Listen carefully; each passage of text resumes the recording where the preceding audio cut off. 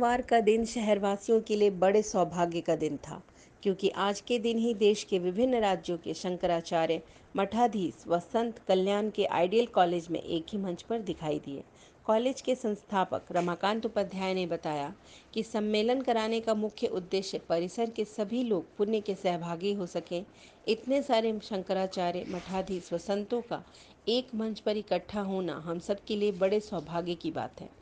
इस दौरान कॉलेज के संस्थापक रमाकांत उपाध्याय को जीवन गौरव सम्मान से शंकराचार्य ने सम्मानित भी किया।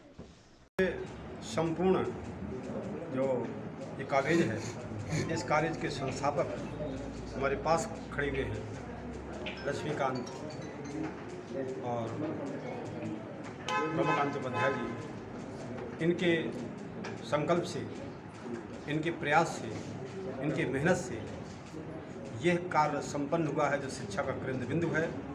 क्योंकि समाज का अगर सर्वोच्च कोई, संसार का कोई सर्वोत्तम चीज़ है तो विद्या ही है। विद्या से बढ़कर के संसार में कोई सर्वोत्तम चीज़ नहीं है। न ही ज्ञानेन सदसम पवित्रमयि विद्यते। इस ज्ञान के समान मनुष्य को तत्काल पवित्र करने वाली कोई वस्तु ही नहीं। ज्ञान के द्वारा मनुष्य तत्काल पवित्र होता है। और ज्ञान के लिए वाणी होनी चाहिए और कान होना चाहिए। तो श्रोता का कान और वक्ता की जीभ, वाणी, ये दोनों का समागम होना चाहिए। अगर दोनों का समागम मिल जाए तो अवश्य ही ज्ञान की प्राप्ति हो जाती है। और ज्ञान के द्वारा ही मनुष्य अमृतत्व को प्राप्त होता है। क्या है ये संसार में? ज्ञान के बिना तो मनुष्य अपूर्ण होता है, अधूरा होता है। इसलिए ज्ञान से ही मनुष्य पूर्ण होता है। ज्ञान और परमात्मा दोनों एक ही चीज़ होती है। ईश्वर के भाव को जागृत करने के लिए ही गुरु ऐसा ज्ञान देता है कि शिष्य में ईश्वरत्व जागृत होता है। और राम के अंदर ईश्वरत्व को जागृत करने के लिए, सब शिष्यों के अंदर ईश्वरत्व को खड़ा करने के लिए, जागृत करने के लिए कि पुरुषार्थ करके, वो पुरुषार्थ और परमात्मा अलग अलग चीज़ नहीं है। इसलिए गुरुजन हमेशा ईश्वरत्व को जगाते हैं। शिष्य के अंदर दो तरह के गुरु होते हैं, दो तरह की विद्याएँ होती हैं। और ये जो ब्रह्म विद्या है, अध्यात्म विद्या है, इसके लिए, और ये है अमृतत्व का मार्ग है।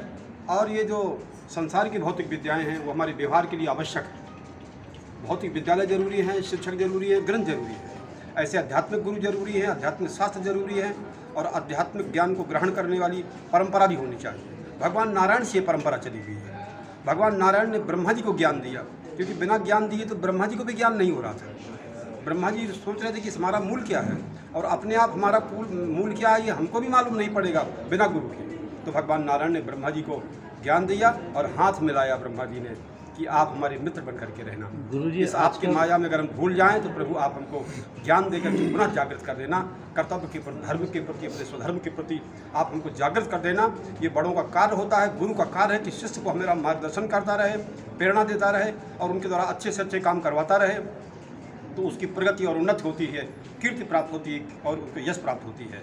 ऐसे विद्यालय बनाने के बाद यश और कीर्ति प्राप्त होती है, जहाँ हजारों बच्चे प्रतिवर्ष निकल करके समाज में राष्ट्र अच्छा कार्य करेंगे, वातावरण बनाएंगे। तो ज्ञान के द्वारा ही समाज सुंदर बनता है, राष्ट्र सुंदर बनता है, विश्व सुंदर बनता है। और उसी परंपरा से आज हमने देखा ये, तो हमको बड़ी प्रसन्नता हो गई। और उसी परंपरा को लेकर के हम यहाँ पर आए थे कि मनुष्य का कर्म के पहले भावना है और भावना के पहले ज्ञान है। तो अगर हमारा ज्ञान शुद्ध होगा तो हमारी भावना भी शुद्ध हो जाएगी, तो हमारी इच्छा, हमारा कर्म भी शुद्ध होगा। माने चरित्र की पवित्रता के लिए तो भाव की पवित्रता होनी ही चाहिए। जब तक भाव नहीं पवित्र होगा तो चरित्र कैसे पवित्र, कर्म कैसे पवित्र होगा? तो कर्म कैसे पवित्र होगा? भावना से। और भावना कैसे पवित्र होगी? ज्ञान से। तो हमारा ज्ञान शुद्ध हो, उसी गुरु परंपरा है। तो हमारे अंदर जो ज्ञान था वो हमने इनको दे दिया। गुरु अपना शिष्य ज्ञान गुरु को दे देता है। और कितनी परेशानियां इनको आई, कितनी परिस्थिति इनको आई, तकलीफें हमको सब बताते रहे। उनका मत घबराना, वो सब निकल जाना है। बादल आता है, तूफान आता है, क्या क्या आता है, भूकंप भूचाल आता है और परेशानियां आती हैं, दुष्टों का आक्रमण बढ़ता है। मगर घबराना नहीं, तुम्हारी विजय हो जाएगी, सब परास्त हो जाएंगे, सब तुम आगे बढ़ जाओगे। और घबराना नहीं है, धैर्यपूर्वक मुकाबला करते रहो। और सब परिस्थितियों का जो मुकाबला करता है, सब कठिनाइयों का सामना करता है, बीच में अपने कर्तव्य पर से विमुख नहीं हो जाता है, वो व्यक्ति अमृत पाता है, सफलता पाता है। और वही अमृत विद्यालय के माध्यम से सारे समाज के लोगों को, यहाँ कल्याण के लोगों को मिल रहा है। ये एक बहुत बड़ी उपलब्धि है, उससे बड़ी प्रसन्न है। मेरा प्रश्न धर्म की जय, धर्म की जय। मेरा प्रश्न है कि आजकल मनुष्य का मन अशांत है, उसके लिए क्या करना चाहिए? हाँ, मनुष्य का मन अशांत क्यों होता है देखना है। क्या है, मनुष्य के मन को अशांत करने के लिए तो बहुत तरीके हैं, साधन अनेक हो सकते हैं, वासनाएं अनेक हो सकती हैं। तरह तरह की वासना जीव को परेशान करती है, अशांत करती है। इसलिए वासना को नियंत्रण करने के लिए उपासना होती है।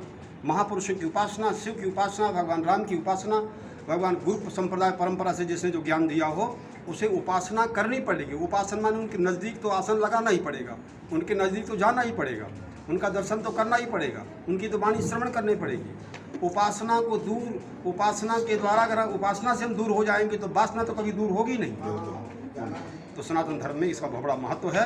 हमारे सनातन धर्म में साकार भगवान की उपासना की जाती है, गुरु की उपासना की जाती है, और फिर उसके द्वारा ही सब तरह की वासनाएं भी दूर होती रहती है। धर्म के द्वारा 50% वासनाएं तो अपने आप दूर हो जाती है, रह गई थोड़ी बहुत तो उपासना से दूर हो जाती है। और गुरु कृपा के द्वारा तो जितने जीवन में दोष होते हैं शिष्य के, वो धीरे धीरे सब दूर होते हैं। इसलिए लक्ष्मीकांत और रमाकांत उपाध्याय के सारे दोष दूर कर दिए हमने। विद्या जी के सारे पहले से बचपन से दूर करते रहे हैं। इनका तो हमारा 35-40 साल से संबंध है। ये तो जन जनांतर के हमारे भक्त हैं, ये कर्मयोगी हैं, कर्म में लगाए हैं कि आप कर्म करते रहो, डरना नहीं है, घबराना नहीं है, भाग नहीं जाना है, बस अपनी शक्ति का उपयोग करो धर्म की रक्षा के लिए, ज्ञान की वृद्धि के लिए। तो ज्ञान का दान हो रहा है, ज्ञान की वृद्धि हो रही है, और इससे हमारे सबके अंदर बैठा भगवान खुश हो रहा है, प्रसन्न हो रहा है, सारी यहाँ की जनता प्रसन्न हो रही है। इससे बढ़कर के कोई दूसरा कार्य भगवान के लिए नहीं है। इससे भगवान बहुत प्रसन्न होता है। क्या है, शिक्षित करना, दूसरों को शिक्षा बनाना, एक अवसर प्रदान करना, अपने तन मन धन को ऐसे कार्य को बना देना, तो सृष्टि में तो बहुत अच्छा। हम भी प्रसन्न हैं तो भगवान भी प्रसन्न रहेंगे, और आप लोग सब प्रसन्न हो। अगर कोई प्रसन्न हो तो बताइए। आज सब प्रश्न हो सब प्रसन्न है ना? गुरुदेव भगवान की। ये तो मैं इतना ही बता सकता हूँ, 11 शंकराचार्य आए थे पूरे देश से, कश्मीर से लेकर के कन्याकुमारी तक के शंकराचार्य आए थे। ये एक अद्भुत संयोग है, दुग्ध शर्करा संयोग है कि सब एक क्षत्र पर एक साथ ही एक मंच पर उपस्थित थे, विराजमान थे। बहुत बड़े संयोग की बात है। तो एक बात बता दूं, मैं अपने आप को इस माने में परम सौभाग्यशाली मानता हूं कि सिर्फ मुझे ही नहीं बल्कि इस क्षेत्र के रहने वाले सभी नागरिकों को पूरे हिंदुस्तान से आए हुए 11 शंकराचार्यों का दर्शन एक साथ ही कराने का सौभाग्य मुझे आज प्राप्त हुआ है। अब रह गई बात है कि मैं इसका आयोजन क्यों किया गया। सच्चाई तो यह है, इसके पीछे कोई उद्देश्य नहीं है, किसी उद्देश्य से मैंने नहीं किया था ये, बल्कि ये अपने आप उनकी इच्छा थी, ईश्वर की इच्छा थी, इसलिए उनकी इच्छा के अनुसार ये कार्य हो गया। और मैं इसे अपना सौभाग्य मानता हूँ कि पूरे देश से, कश्मीर से लेकर पुरी से लेकर के इधर दक्षिण के सब शंकराचार्य भी एक साथ में एक मंच पर, जहाँ तक मेरा अंदाज़ है, मैं तो जितना जानता हूँ, मैं बिल्कुल खातिरी से नहीं कर सकता, लेकिन जितना जानता हूँ वो ये है कि एक साथ में पूरे देश से इतने सभी शंकराचार्य एक साथ में एक मंच पर कभी नहीं आए। ये पहली बार है, संभवतः ये पहली बार है, और कम से कम थाना जिले में तो जरूर ये पहली बार संभवतः। इसका उद्देश्य बस इतना ही था कि मुझे जो पुण्य मिले, मेरा अपना अकेला न हो, बल्कि हमारे कॉलेज के कर्मचारी, हमारे मित्र, हमारे परिसर के लोग जो भी इस कार्यक्रम में आए, उन सबको ये पुण्य मिले। उसके पीछे का उद्देश्य है। सम्मान, हाँ, सम्मान भी इसमें मिला। हाँ। उस बारे में अब इतना किए तो जो हमारे जो नामदेव महाराज जो थे, तो उनकी इच्छा थी कि नहीं, इन्होंने इतना किया है तो इनको जीवन गौरव पुरस्कार मिले। तो इन संतों की तरफ से मुझे आशीर्वाद स्वरूप जीवन गौरव पुरस्कार प्राप्त हुआ है, जिसे मैं यहाँ तो शायद विजय के पास में है, जीवन गौरव पुरस्कार मुझे प्राप्त हुआ है। ये सर, थाने में भी अभी कुछ दिन पहले आपको सम्मानित किया गया था। देखिए, लोकमत जो न्यूज़पेपर, जो वर्तमान पत्र है लोकमत ने पिछले एक 15-20 दिन पहले ठाणे में टिपटॉप प्लाजा में एक कार्यक्रम किया था।